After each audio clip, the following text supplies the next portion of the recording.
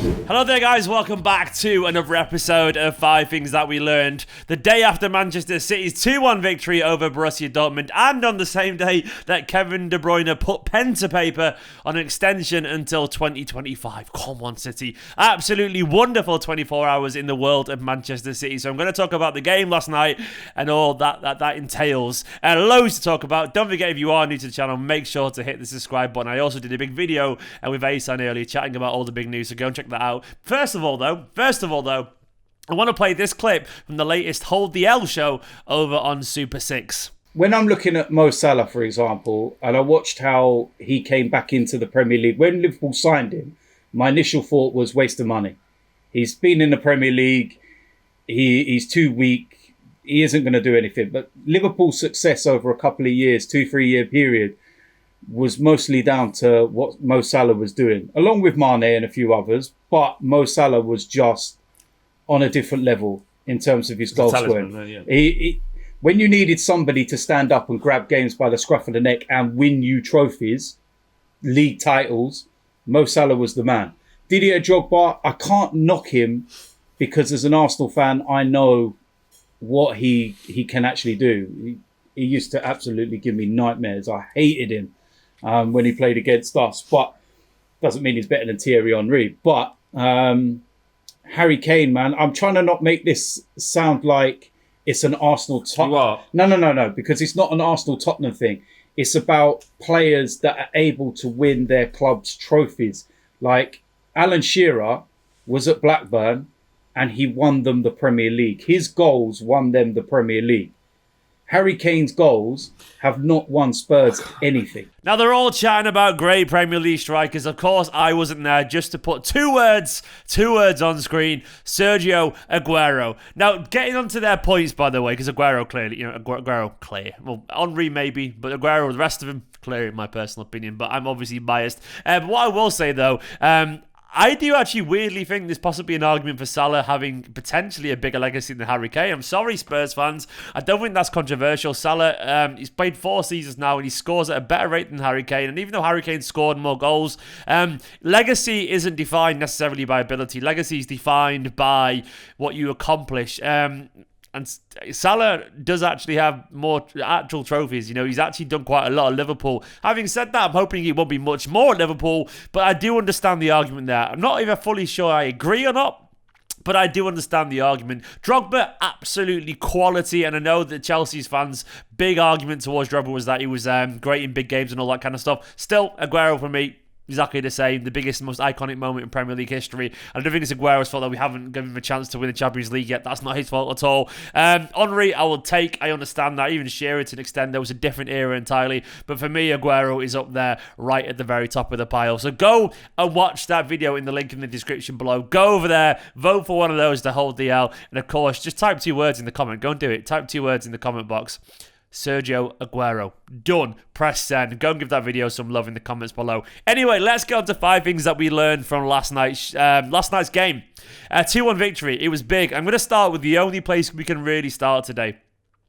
Kevin De Bruyne is worth it. He is worth every single one of those dollars that we're going to throw his way. Every single one of those euros, those sterlings, everything, every single one of those pounds that we're going to throw to Kevin De Bruyne's bank account. He is worth it and then some. What an absolutely beautiful, fitting conclusion to this kind of little story of this week. Last night, Kevin De Bruyne was absolutely sensational. Now, we know he's always sensational, but honestly, he was just mesmerically good last night.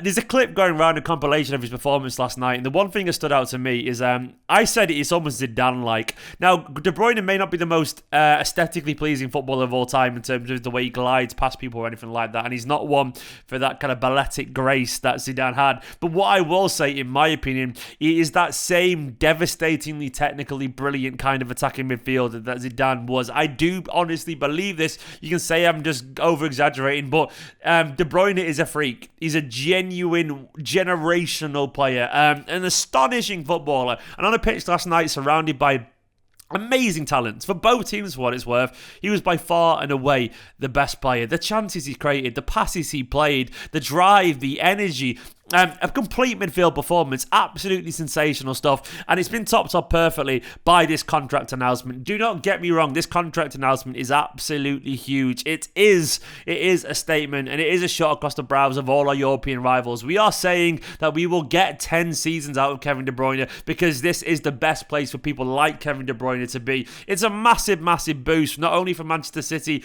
but for the fans as well, and for any potential signings that Manchester City want to make. They'll say Kevin De Bruyne is going to be here until 2025. Come and play with the best midfielder in the world. It's massive news. It's absolutely massive news. And delighted, because last night he proved he's worth every single penny. What a player at the peak of his powers right now. The next thing I want to talk about, and I'm stealing Kelechi's name here, is Senior Man Phil. I guess the reason I'm going for this title is because what I loved about Phil Foden last night, and me and Asan talked on that video in depth about Phil Foden, so once again, go watch it after this. What I loved about Phil Foden last night was his attitude. Now, we know he's an incredibly hard-working player, but I loved his insatiable desire to win last night. I loved his drive. I loved his energy. I loved his commitment. I loved that thirst for success, man. I loved the fact that he was showing his teammates how to lead by example alongside Kevin De Bruyne. And despite only being 20 years old, he is a baby in footballing terms. He plays now like a player that belongs at this level. And it's weird to see that weird to see almost these like slight leadership qualities. Honestly, I do feel there's an element to his game where he's going to lead by example. And I do reckon by the time he's 24, he'll be seen as a senior player in this team simply because he's been around the team for so long. And also because I feel like he leads by example in the way that Bernardo and people that lead by example as well. I think basically Phil Foden very much belongs in our best starting 11 right now. And he's done that by being brilliant and by being consistent and by being a leader. He never shirks any responsibilities whatsoever, and he produces magical moments yet again.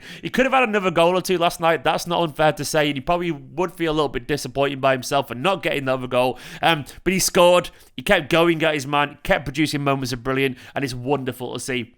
The third thing we learned is there was no overthinking from Guardiola. We've learned that Guardiola does actually want to just kind of go with what we know best. Obviously, all the talk before this game, given previous campaigns, was Guardiola going to do a Guardiola special? Was he going to try and overthink it? Try and, I guess, maybe give our opponents far too much credit? They are a good side, don't get me wrong, but we have a tendency to maybe complicate things a little bit. And we saw essentially a compromise from Guardiola. Now, it's weird to say compromise is basically us playing more or less our strongest system and our strongest team, but in the context of the Champions League, it's of course a compromise because we don't always do that. And it was actually refreshing to see Guardiola essentially just admit to learning lessons based on previous outings in this competition, and that's what he essentially was doing by naming this lineup. I mean, you got it right, of course, and I think it was always relatively like it, but there was always this fear in the back of our mind that Guardiola could have essentially overthought it, but he didn't. He didn't. Now, obviously, it remains to be seen in the second leg. Will he change things? Because we weren't perfect last night by any stretch. But will he change things? Will he actually just have conviction in his ideas and stick to this plan?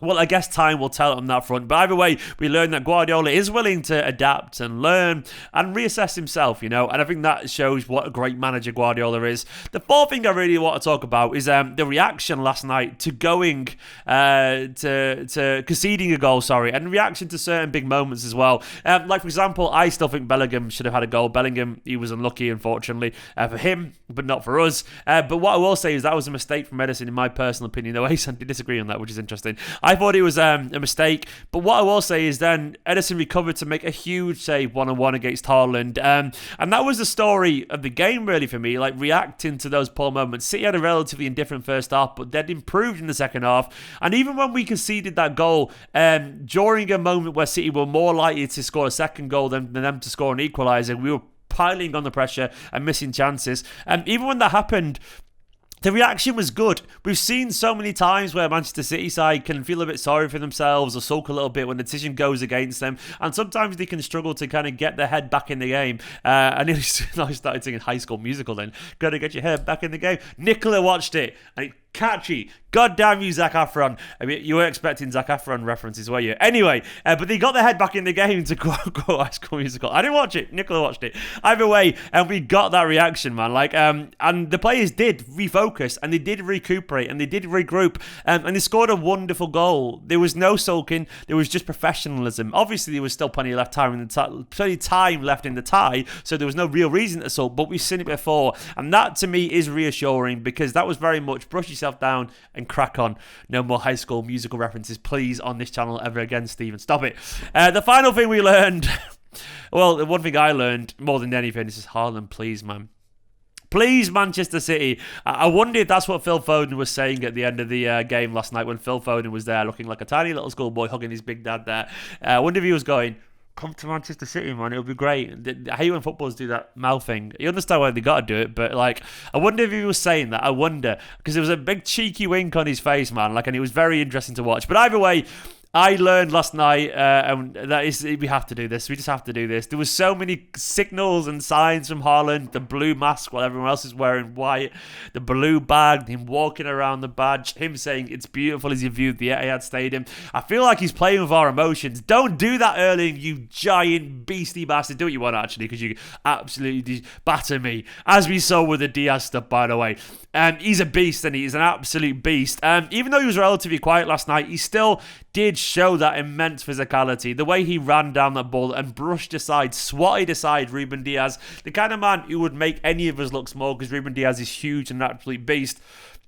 Intimidatingly strong, genuinely intimidatingly strong, but then that is Haaland for you, an absolute freak. And one thing I was really impressed with was his desire to go hunting for the ball when it wasn't going particularly well for Dortmund. Like, he was dropping deep, receiving the ball, trying to turn and link up play, and he was of course involved in the goal with a lovely pass for the assist from Marco Reus. So he showed a side to his game that Guardiola would have absolutely loved, and Guardiola was effusive in his praise before the game and after. He called him a bastard, and that's the best way to describe Haaland, really. He's just a big brutal bastard of a forward. Dortmund are a good side, by the way, as well. That's the final thing I want to say. They are a good side, and they're clearly not on the 5th best side in the Bundesliga. I know they're out of form there, but they are clearly a good side. Bellingham was fantastic. De Hood had loads of energy. Haaland good. Roos wily and skillful, and the defenders defended pretty well as well. But yes, Haaland, please. Guys, they are 5 things that I learned from this game. KDB is most definitely worth it. Phil Foden gets more and more impressive every single day. We didn't overthink it. We reacted well